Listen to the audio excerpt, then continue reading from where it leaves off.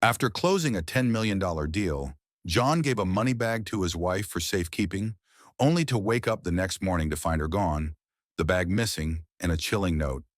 "Thanks for the money. I'm starting over with my boyfriend." But Rhea didn't know. What she stole was fake, tracked, and part of a plan that would end her life as she knew it.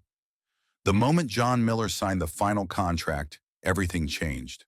After 7 relentless months of negotiations, red-eye flights, pitch decks, and investor dinners, he'd finally done it. Closed a $10 million deal that would elevate his boutique tech firm into a major player. It wasn't just a victory, it was the culmination of everything he'd built from scratch after leaving his safe job in Dallas 5 years earlier. John wasn't one for theatrics, but his client, a flashy venture capitalist from Miami, insisted on a symbolic handoff.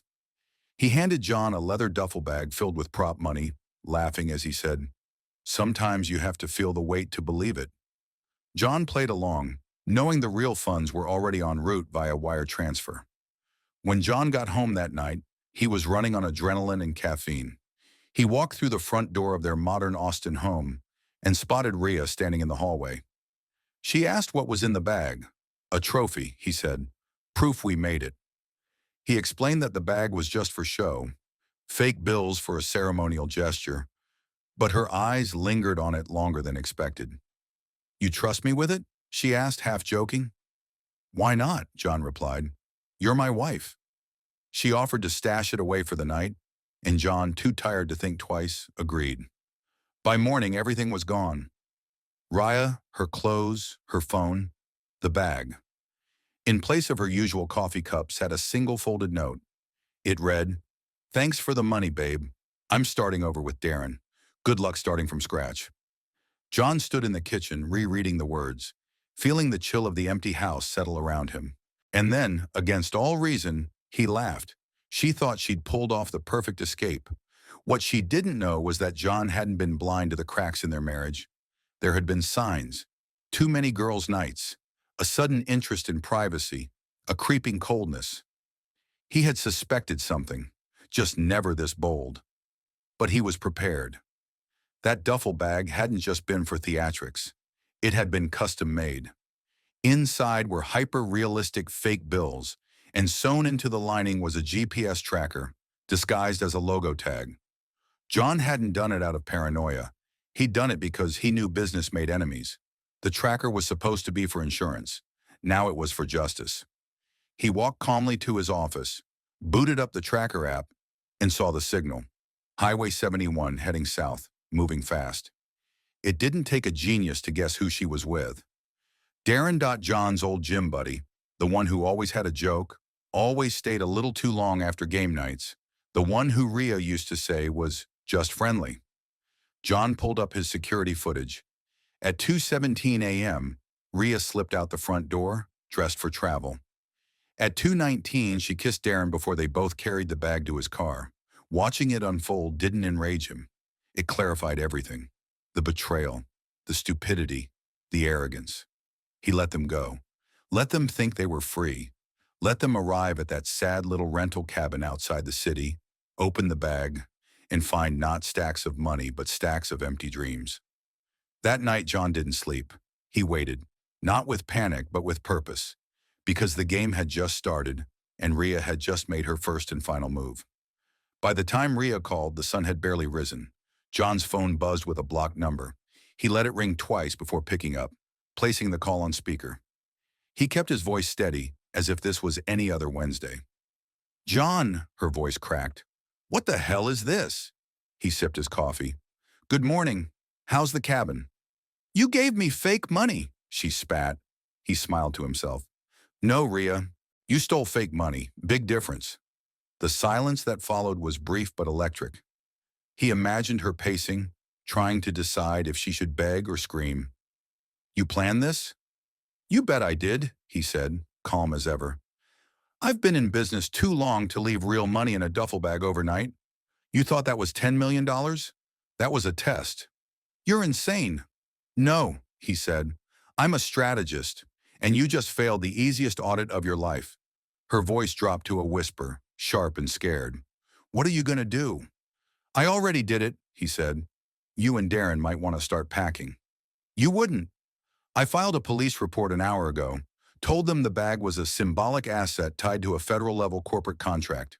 I included video evidence, license plate info, and even your charming getaway kiss. That GPS tracker? Still pinging. And guess what? I'm not the only one who signed the deal.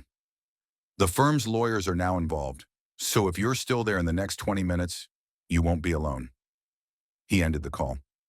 10 minutes later, the tracker showed the signal stop moving. John leaned back and watched it stay still for a while. They either turned the car off, ditched the bag, or were panicking, all likely, all irrelevant. Because John hadn't just planned for the theft, he had planned for the panic. The police weren't chasing after counterfeit bills.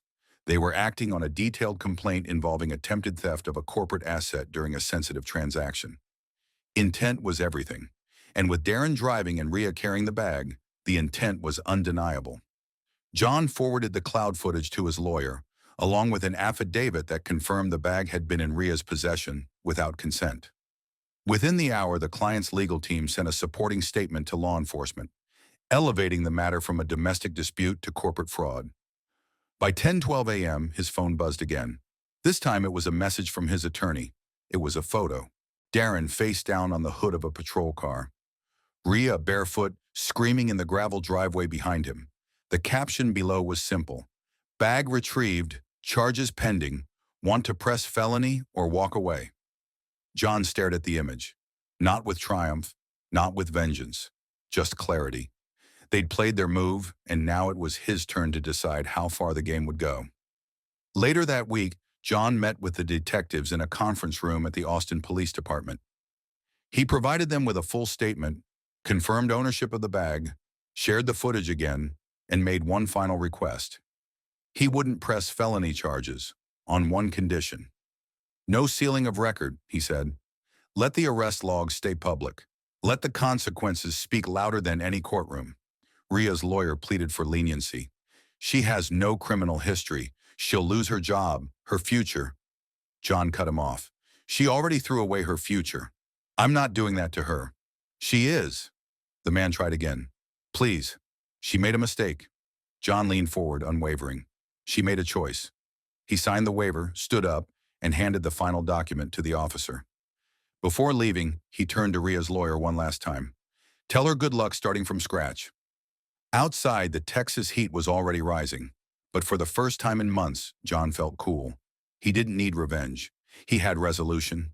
And Rhea, she had exactly what she tried to steal. Nothing. By Friday, the mugshots had hit local news blogs.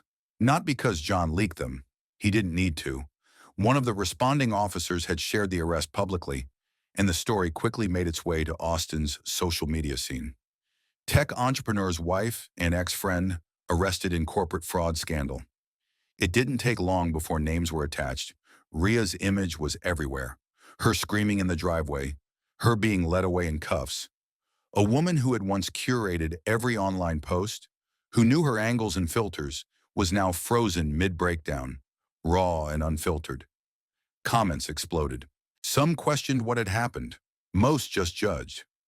Within 24 hours, her employer issued a statement saying she was no longer affiliated with the company. She'd worked in public relations, ironically. Her clients dropped instantly. Her inbox, once full of networking invites, was now silent. But the real blow wasn't digital. It was personal. John hadn't said a word to her family. He hadn't needed to. The internet did it for him. Her mother sent him an email. John, I'm sorry. We had no idea. We support whatever you need to do. She's not the person we thought she was. He didn't reply. He didn't feel bitterness, only distance. The kind that grows fast when someone burns their own bridges and expects you to still build a road back. While Rhea's world shrank, John's expanded. The $10 million deal finalized cleanly the following Monday. The client, impressed with John's composure under fire, introduced him to 3 new corporate partners. That month, his firm opened branches in Denver and Phoenix. What should have been a disaster became proof of resilience. But it wasn't just business that grew. John wrote a short article on LinkedIn. What I learned about business after someone I loved tried to steal everything. He didn't mention names. He didn't need to. The story resonated with people, not just for the betrayal, but for the way he handled it. Strategic, calm, unapologetic. The post went viral. Invitations poured in, speaking engagements, interviews, even a documentary pitch. He said yes to a few, not to brag, but to warn. His message was simple. Guard what you build, even from those closest to you. Meanwhile, Rhea tried to disappear. She moved into a rental apartment on the city's outskirts. Small, private, forgettable. John knew because he had a friend in real estate who mentioned it offhand, not knowing the full story. She was using her maiden name now. No job, no friends left who would openly associate with her. Then came the final step. John mailed a small package to her new address. No return name. No threats.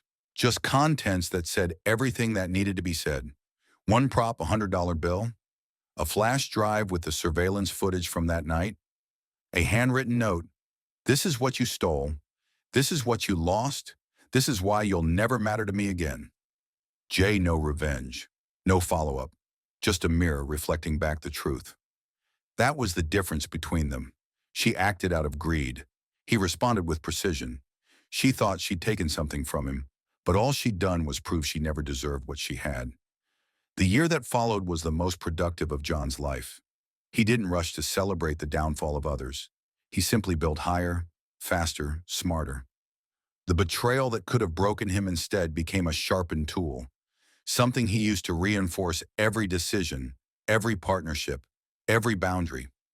Within months, his company expanded into a third market. He hired 2 new executives, people with integrity who had nothing to prove and everything to offer. He restructured operations to reduce vulnerabilities, not out of fear, but precision. And quietly, he gained a reputation in the industry, not just as a sharp mind, but as someone you couldn't shake, someone who didn't fold when hit. The story of what happened circulated in business circles, not in tabloids, but behind boardroom doors. Executives admired how he handled it. No drama, no scandal, just clean action and clear results. Even those who doubted him before now wanted meetings. But John wasn't just working, he was healing. The difference was that he didn't talk about healing. He didn't post about strength, he lived it. He started waking earlier, cut distractions. Reinvested time into old friendships he'd neglected during the years with Rhea. Not once did he talk about her, even when people tried to bring her up. He never corrected the record, never shared the details unless someone truly needed to know, because that part of his life was over. He dated occasionally, nothing serious. He wasn't looking to fill a void. He wasn't trying to prove anything. What he had now was clarity, the kind of clarity that only comes after someone tries to erase your foundation and fails. And then, on the exact anniversary of the deal, something unexpected happened. A message arrived on one of his business social accounts. No profile picture, no name, just a short sentence. You won. I lost everything. Hope you're happy. He didn't need to ask who it was. He stared at the message, not with anger, not with satisfaction, just perspective. The tone wasn't even apologetic. It was self-pity dressed as admission. It was her way of showing she still thought it had been a competition. He typed one line in response. You didn't lose everything. You just never earned anything to begin with. Then he blocked the account, deleted the message. And that was the last time he ever heard from her. No rumors, no reappearances, just silence. Because some people don't deserve a second chance. Not because they made a mistake, but because they showed you who they really are when they thought you weren't watching. John didn't look back. He didn't need closure anymore, because he wasn't the man who handed his trust away in a leather bag. He was the man who learned to never confuse love with loyalty and rebuilt everything without losing himself in the process. 12 months had passed since the night Rhea vanished with the fake money.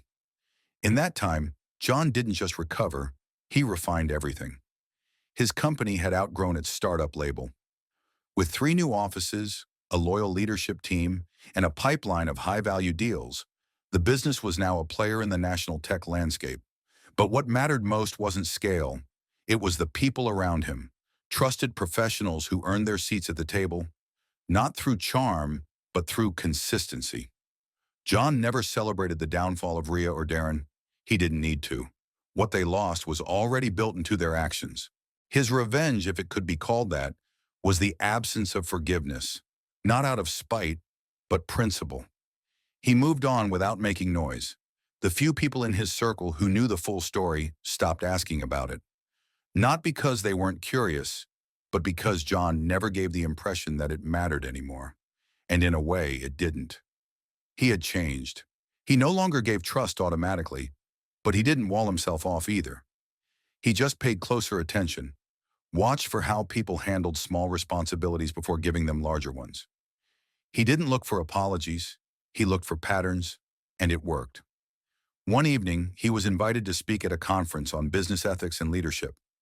It was a low-key event, local, mostly mid-level executives and entrepreneurs, but the topic struck a chord with him. He prepared his remarks quietly, without fanfare. On stage, he shared the outline of his story, a major deal, a symbolic asset, a betrayal from within his closest circle. He didn't name names, didn't dramatize the pain, he just told the truth. You can't stop people from showing you who they are, he said, but you can decide what to do once they do. The room was silent. He continued. We focus so much on growing our companies, hitting targets, scaling fast. But we forget that our biggest risks don't come from competitors. They come from the people we let too close without accountability. After the talk, a few attendees approached to thank him. One said, "That story, that was about you, wasn't it?" John smiled. Parts of it, enough to matter. On the drive home, he thought about how far he'd come, not in numbers or expansion, but in awareness. A year ago, he trusted the wrong person with a symbol of his success. Today, he trusted himself to never make that mistake again. He hadn't built back stronger. He'd built smarter. And while Rhea might still live in the city, in a smaller place, under a different name, he no longer cared. Her chapter had closed itself, not with noise, but with finality. And as for Darren, the last John heard, he'd moved out of state, changed jobs, and quietly exited any shared social circles. There was no closure, just distance. That was enough, because the real lesson wasn't about revenge, it was about resilience. John had protected his business, exposed a betrayal, and walked away without violating a single law or compromising his values. He'd let the truth speak, and the consequences follow naturally. The final page was simple. Sometimes the best justice is giving someone exactly what they chased and letting them realize it was never worth having in the first place. He never responded to another message from Rhea, never entertained rumors, never tried to prove anything to anyone. He didn't need to. The facts were clear, the damage was public, and his future was already moving forward. Some stories don't end with a bang, they end with a door closing and a man walking through a better one.